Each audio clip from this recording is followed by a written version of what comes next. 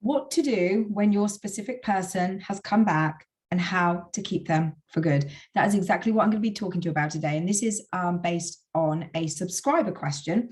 He's back with his specific person and he's being triggered and he asked me to do a video on this. So this is for you.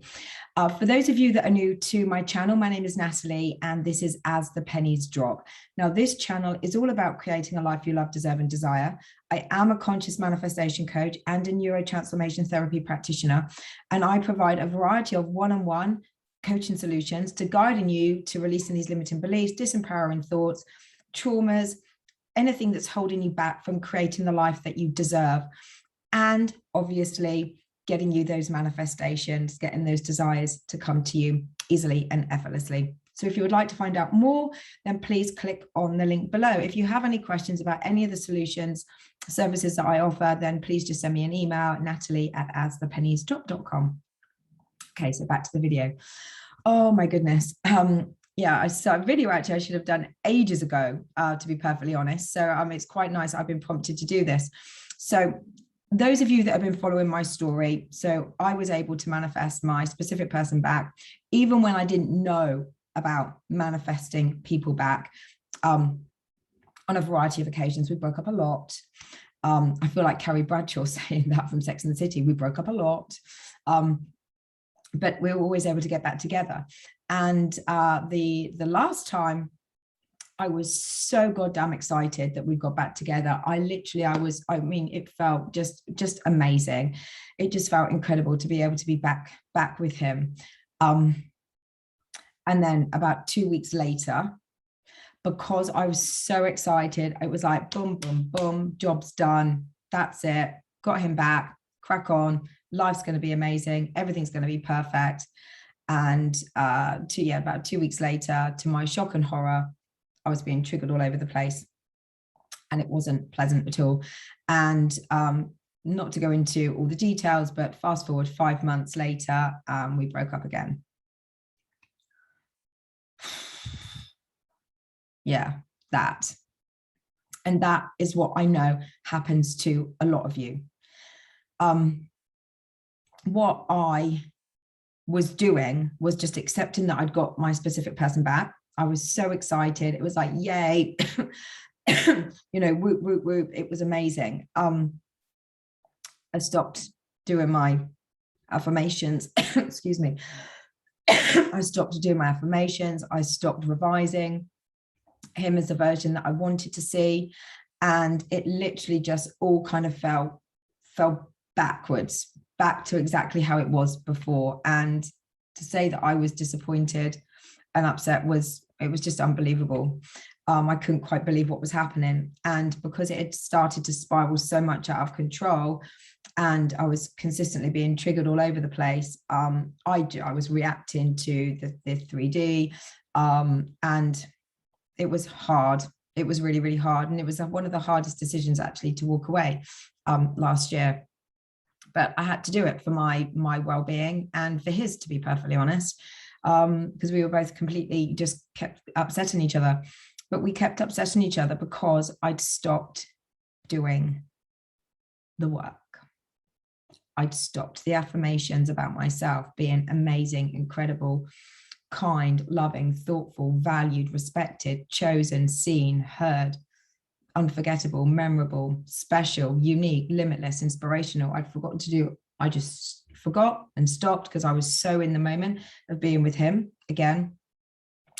And when I started seeing things that I didn't like, instead of kind of going back to intending, which is what I was doing then, and doing my affirmations about me, I just reacted.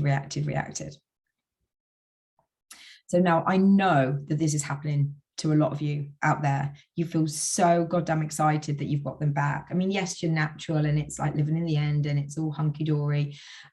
You're so excited that you've got them back or that they've started pursuing you, and then we forget. In fact, I have a client that has done exactly that just a few days ago. And, the SP has been pursuing, and when they actually met up, all of these doubts started spiraling in her mind of not being good enough, and he's gone silent again. which is something that we're working on. So yeah, she's going to be fine. She's got all the tools again to like keep going forwards again. But that's what happens when we allow the negative mindset to take over us. When we stop doing the work, things will revert back. You have to get to a place where you see enough evidence of them being the version and you being treated as the version that you want to be treated as, to start to relax on doing your affirmations and the stories that you're telling yourself. Because what I did, I started reverting back to my old stories, you know, why is this happening to me? So I was questioning, you know, like, why is this showing up? You know, and like I said, I was reacting. So what we want to do, this is how we want to think about it. When we get them back, because you know that you can, when you get them back, that's your step one. That's the first step of the journey of creating this long lasting committed relationship with this person. So we see that as step one. Step two is continually doing the work.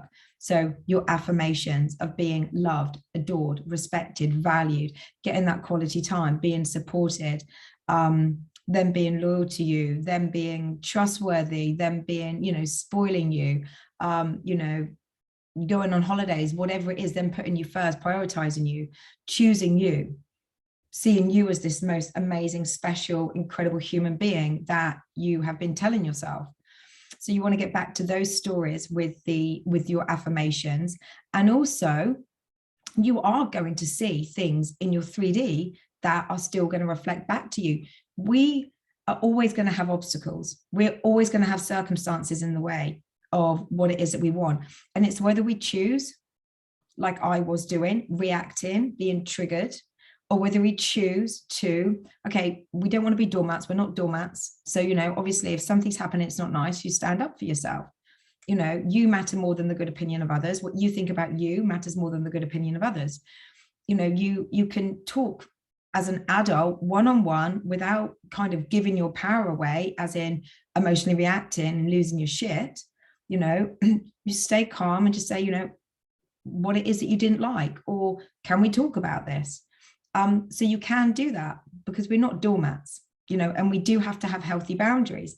And for a lot of people, they don't have healthy boundaries, which is why they stay and keep putting up with all these behaviors that they don't like. And they're just kind of spiraling out of control all the time. So when we have these healthy boundaries, yes, stand up for yourself, but do it in a way that is not triggering you. Even though you're feeling triggered, kind of take a step back, take some deep breaths.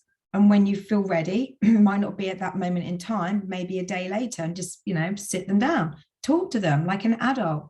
When you did this, I felt this. When you said this, I felt this. No one can take away how you feel. When you say I felt, not you made me feel, I felt. Own how you feel, because no one can take that away from you. So we want to, if we're seeing things, because we will see things that are showing up that we don't like still.